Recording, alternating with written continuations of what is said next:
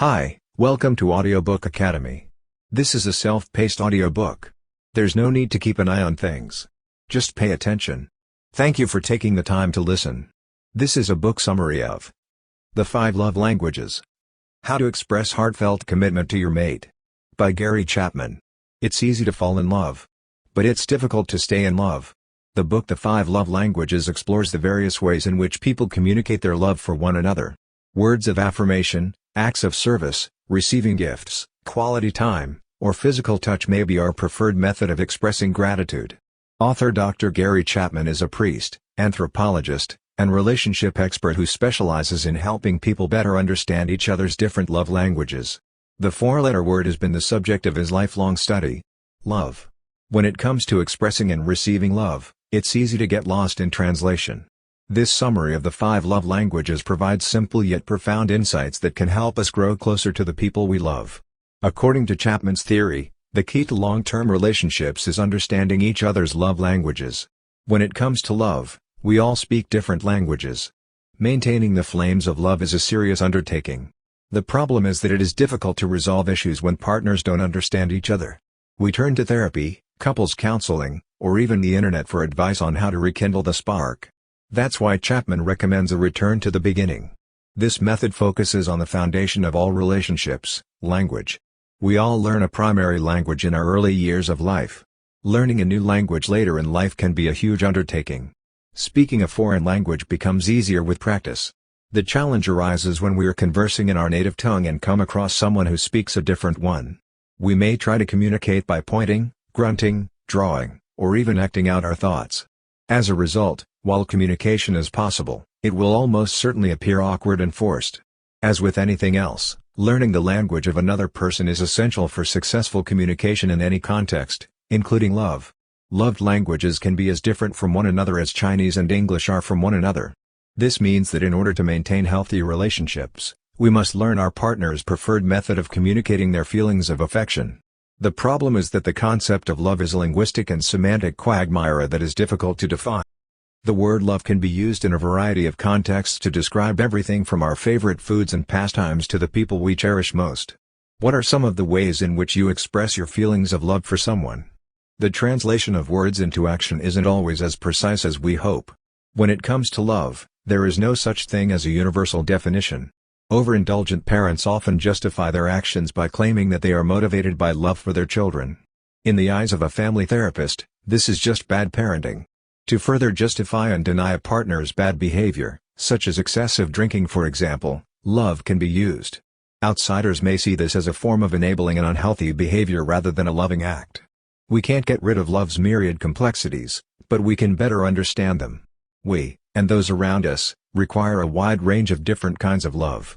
Children's emotional tanks need to be filled with love, according to psychiatrist Ross Campbell, and this need is something that we carry into adulthood with us. Love is a fundamental human need that all of us share. When it comes to your love tank, how full is it? How did you come up with that number? When our love tanks are full, we are able to talk openly about our differences and work out our differences with others. In order to have a full love tank, we must also be able to connect with our partner's needs as well as our own. Love has been mythologized, and many people have unrealistic expectations because of this. There is a big difference between falling in love and being truly loved. Is the honeymoon period a one-time thing? Early-stage romantic love isn't sustainable, but that's okay. It's all about the tingly warm feelings. Society tries to mislead us about what love is supposed to be like. That feeling will last forever if we're really in love, we tell ourselves. However, the in-love experience is a complete fabrication, and it cannot be sustained for any length of time. Dr. Dorothy Tennant, a psychologist, has spent a great deal of time studying the in-love phenomenon. The average duration of a romantic obsession is 2 years, she concludes.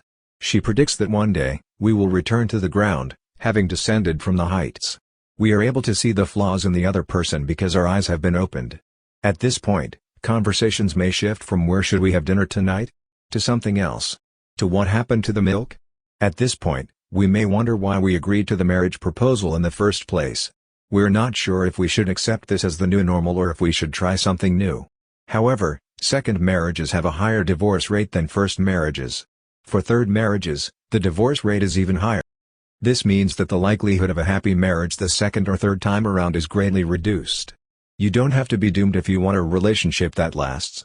What matters most is making sure you take care of your own emotional well-being, as well as that of your loved ones. A good place to start is with the 5 love languages.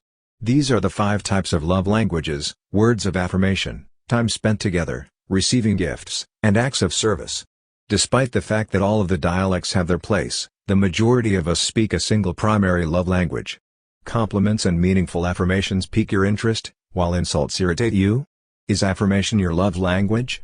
If so, congratulations. If this sounds like something your partner would agree to, you need to make sure that you give them genuine compliments and frequently express your appreciation for them. Do you place a high value on having someone's undivided attention? If this is the case, then your primary love language is spending quality time together. This type of person thrives on one-on-one time with no distractions, making them feel most appreciated. Due to the importance of quality time, cancellations or postponements are especially damaging to those who prioritize it. Learn to listen intently and make an effort to give your loved one your undivided attention whenever you can. Find out what they'd like to do with you by checking back in with them. Instead of making assumptions about what they want, try talking to them and then setting up a time for it. What are your thoughts on giving and receiving gifts, as well as commemorating special occasions like birthdays and anniversaries? Love is often misunderstood when it comes to giving and receiving gifts. The thought and effort that goes into a gift is more important than its monetary value or cost for most people whose primary language is receiving gifts. People with this personality type may feel their spirits crushed if they fail to recognize the significance of special occasions like birthdays or anniversaries. Gifts that are thoughtless or uninspiring can also make the recipient feel unappreciated or unimportant. There are 4 types of acts of service that can be used as a form of love. There are a variety of ways to show your love for your significant other using this type of love language. Loving acts that alleviate the burdens of daily life are characterized by this type of love. It is possible for those who place a high value on service to feel undervalued and disrespected by those who disregard their commitments, shirk their responsibilities, or behave sloppily. Finally, there's a chance to feel each other's skin. Intimacy isn't limited to the bedroom. A lot of it is cuddling and holding hands. If these are the most important things to you, then physical touch is probably your love language. Another sign that you are a person who values touch is that you need your partner's physical presence to feel valued and loved. This person would be particularly harmed by any form of physical neglect. What type of love language do you prefer? Each love language has its own special meaning for different people. Your love language may be determined by how you express your feelings of affection, or by what you value and appreciate from your partner. As an alternative, consider the ways in which you've been shown love in the past. Knowing your love language is the key to communicating with your partner and discovering what makes them feel appreciated and cared for. Or perhaps you need to learn how to communicate with them in their own love language? Dr. Chapman's website, 5lovelanguages.com, has a quiz on this topic that you can take to get a deeper understanding of it. In the end, true love cannot begin until the in-love experience has passed, according to Dr. Chapman, and healthy relationships are formed when both partners feel that their needs are being met. As a result, true love is a constant decision that must be made in order for your partner to feel loved. So, learn your partner's love language, pay attention to what they say, and acknowledge what they care about most. The desire to give and receive love is at the heart of any relationship, so remember this. Thank you for listening in Audiobook Academy. Please don't forget to subscribe for more content like this. See you in next audiobook.